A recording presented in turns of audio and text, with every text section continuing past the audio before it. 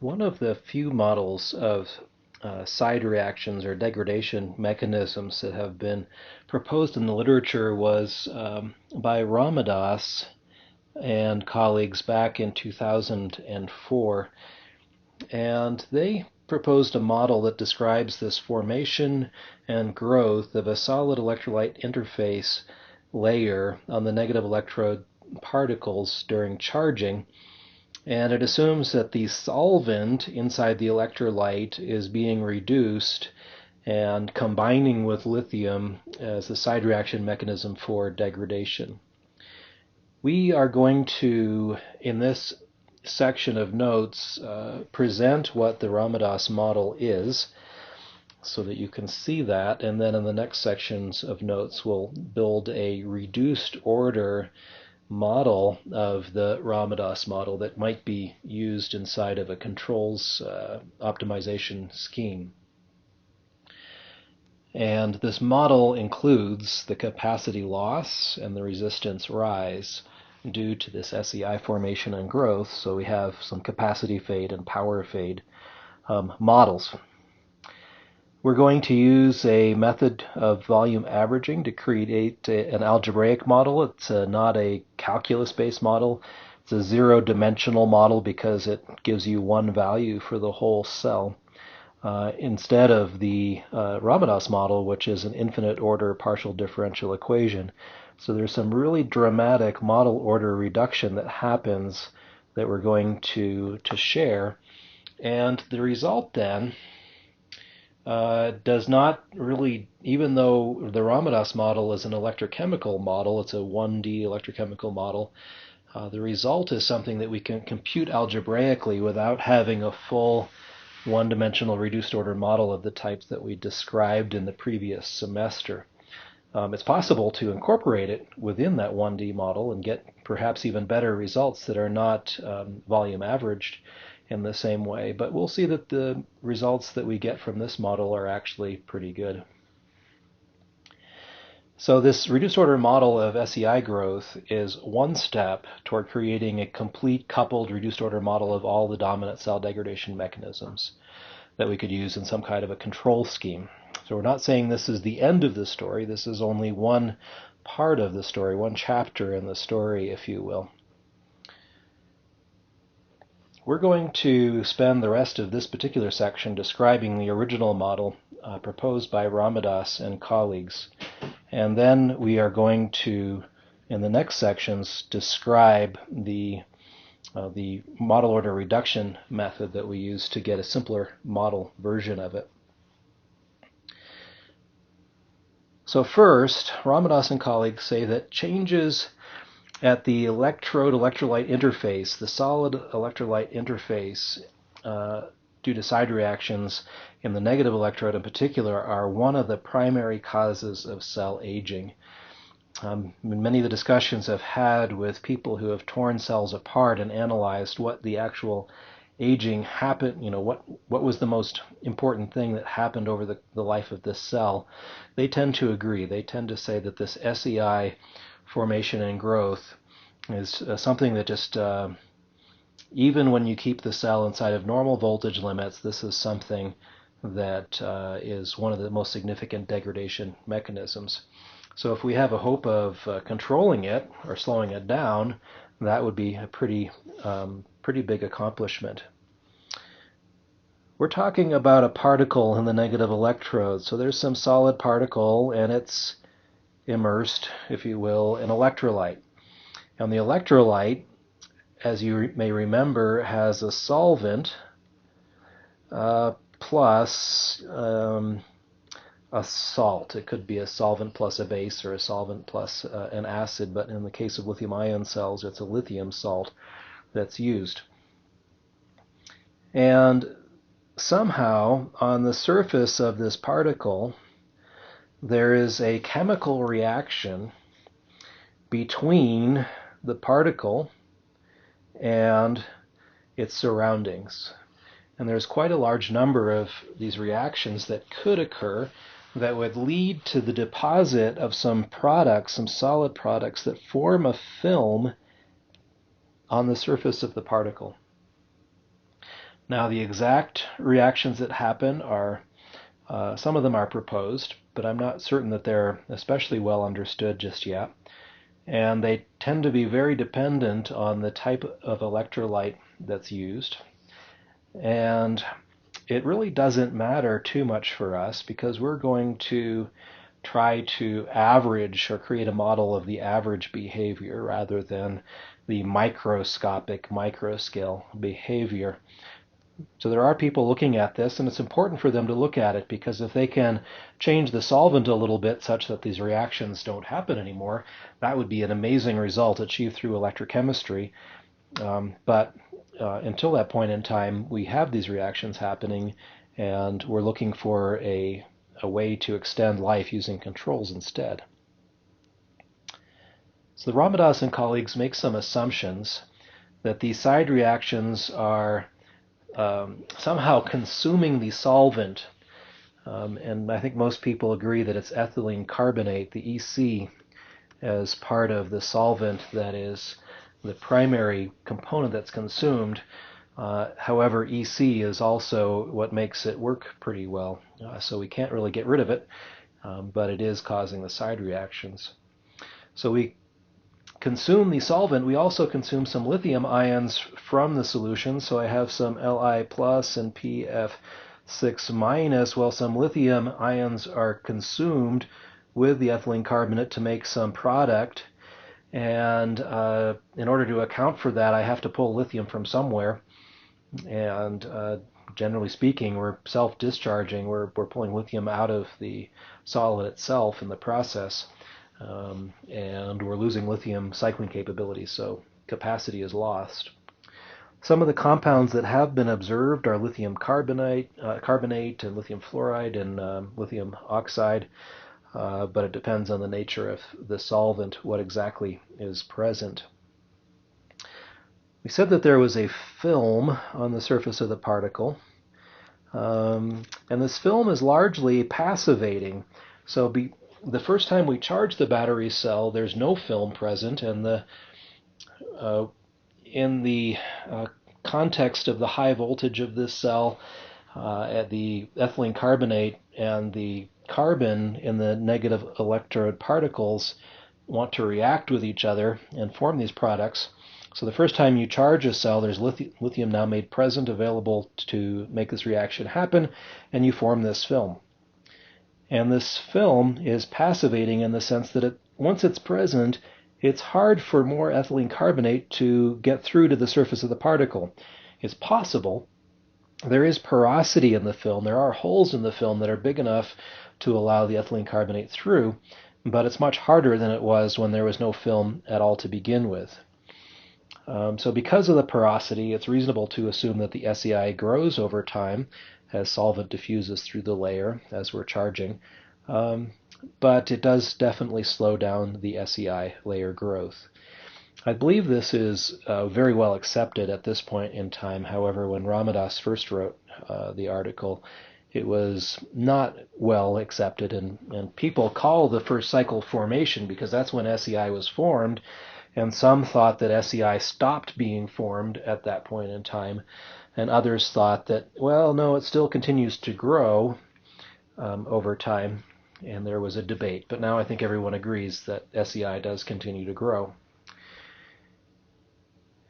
So some of this was validated by the work of Auerbach and colleagues, and they proposed a mechanism that when lithium intercalates into the graphite negative electrode, it stretches the electrode material by up to around 10% when it goes in, and this repeated stretching and shrinkage of the electrode material causes over time fatigue cracks in the SEI layer, which then allows more solvent to get through into the surface. You can imagine that there's a crack formed here, and now solvent can get through and form more SEI on the surface of the particle.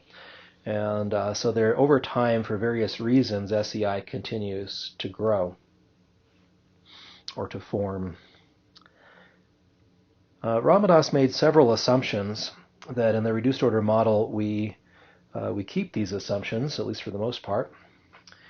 He assumed that the main side reaction is due to the reduction of the organic solvent. So solvent plus lithium plus electrons becomes product. And he wasn't too specific about what the solvent was and about what the product was, and it didn't really matter. What matters most is we are consuming lithium in this process, and we're making a resistive surface film as well. He said that the reaction occurs only during charging of this cell. We're going to relax that a little bit, basically saying that we'll look at the equation for it, but he had a hard stop saying that when the cell was resting, no SEI is formed. When the cell is discharging, no SEI is formed, but when the cell is charging, SEI is formed. That's a little bit unrealistic, because how does the cell know it's being charged? How does the chemical reaction at the surface of a particular particle know if external current is being supplied to the cell or not? It really doesn't. So we are going to slightly relax assumption 2 later on. Assumption 3 is that the products that are formed are a mixture of different species, like lithium carbonate and all these other things. And we're not going to try to specify precisely what those species are, but instead we'll talk about an average mass and an average density constants in our equations that will describe the SEI itself. The side reaction is assumed to be irreversible. That means that once we create SEI film, we cannot recover the original elements or molecules, components back. Once I lose lithium, it's gone, and I never get it back. Once I create a film, it never goes away. And there's an overpotential, U ref for the side reaction, S is for side reaction, that in his work is chosen to be 0.4 volts. We'll look at that. And then he said there is an initial SEI layer developed during the formation cycle, the first charging cycle of the cell, and that is 0.01 ohms meters squared resistance. And after that first formation cycle, SEI continues to grow as well. Finally, the model that we talk about here is for SEI only during charge, even though other side reactions can occur during charge, such as lithium plating. So this is not included in the Ramadas model. As I mentioned, we've relaxed assumption number 2. That allows the side reaction to occur during rest intervals also, and that really does match the observed data. We see that there's something called calendar life aging, where if I put a battery cell on a shelf and don't use it, even though I'm not using it over time, it does lose capacity and it does gain resistance, and that's this SEI layer growth. The model described by Ramadas is an electrochemical physics-based model, and it's very tightly coupled with a Newman-style physics-based pseudo-1D model of ideal cell dynamics. I'm not going to review that here. You can go back to chapter 2 and remember the equations of electrolyte concentration and solid concentration and electrolyte and solid potentials in the Butler-Voltmer equation for the lithium flux. All of those equations are assumed to also apply presently, but we add equations to describe the SEI growth.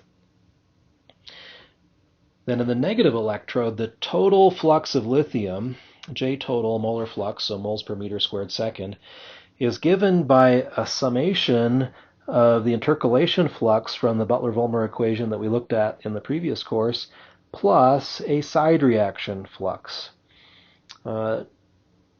J is computed using the Butler-Voltmer equation from before.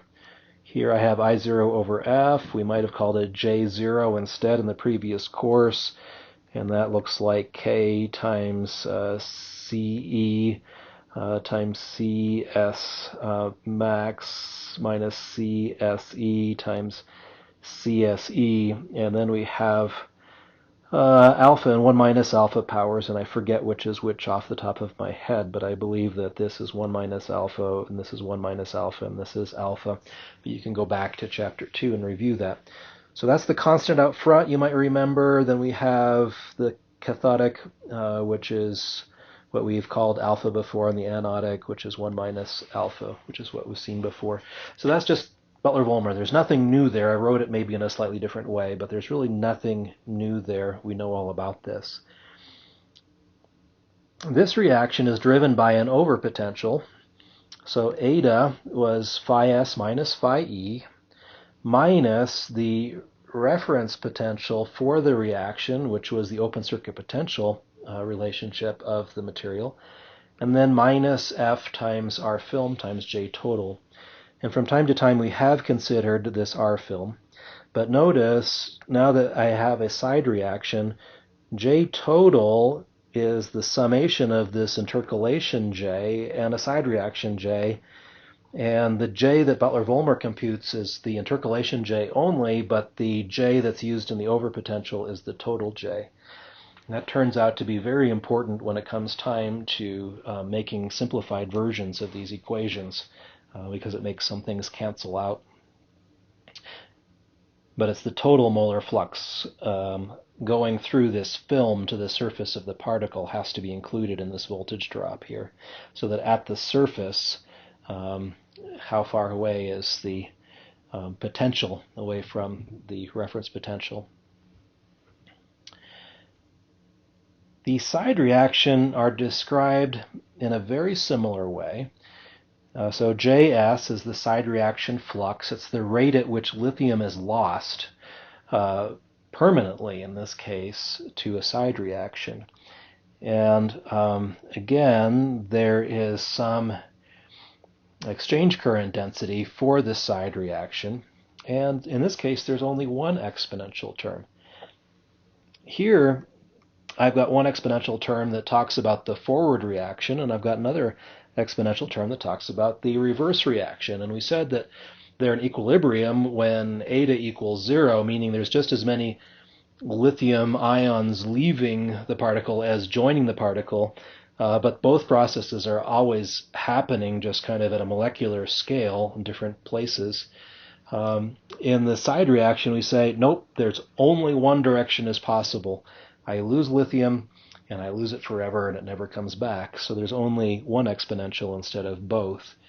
This type of equation is called a Toffel equation instead of a Butler-Volmer equation.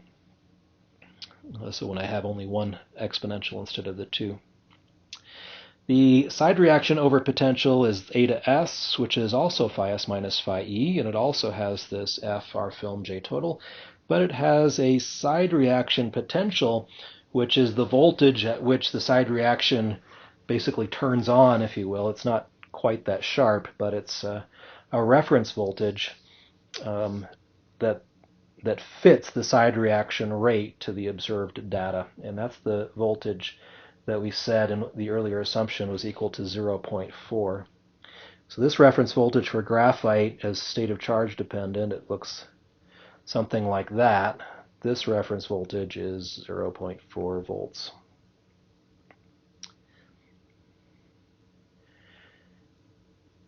We solve the equations of the cell, so all of the partial differential equations of the standard ideal cell together with this slightly modified Butler-Volmer equation that has the J total in it instead of the just J. And then we, on the side, also will solve the side reaction flux equation. And once we have a solution at any point in time, then we can determine the rate of growth of the surface film thickness. So I've got a surface film and it's growing over time. So rate of change of the thickness of the film is equal to minus mp over rho p times Js. Now it turns out Js is always negative or 0. It's never positive, so putting this negative Js in this equation says that the film is always getting thicker, it's never getting thinner. MP is kilograms per mole, so it's the average molecular weight of the components of the SEI layer, and rho p, kilogram per meter cubed, is the average density of these components.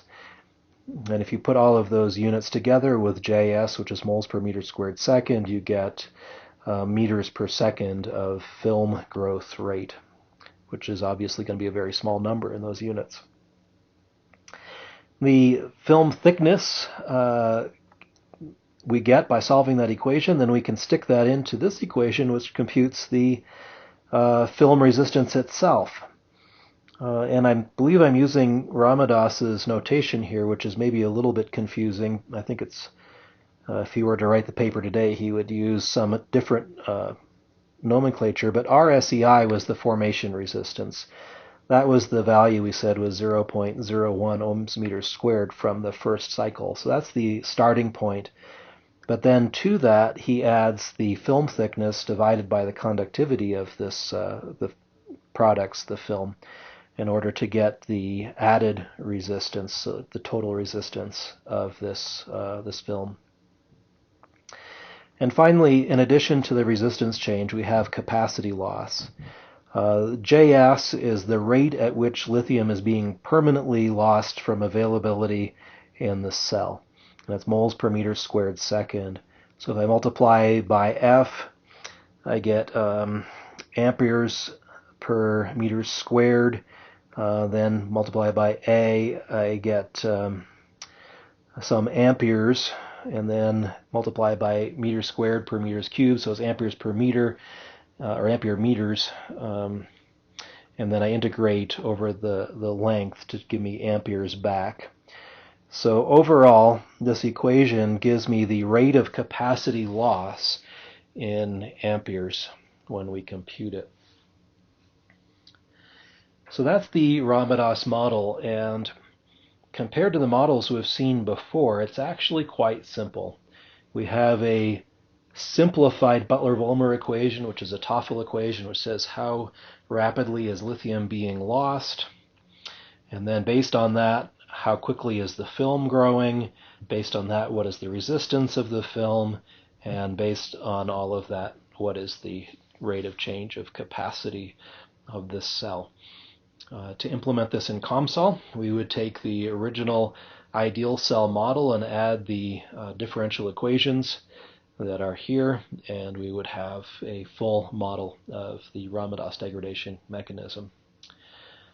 What we're going to do next, though, is we're going to look at a way to simplify this model to make a volume average version of this model for a battery management system type of application. We can't run COMSOL in our vehicle.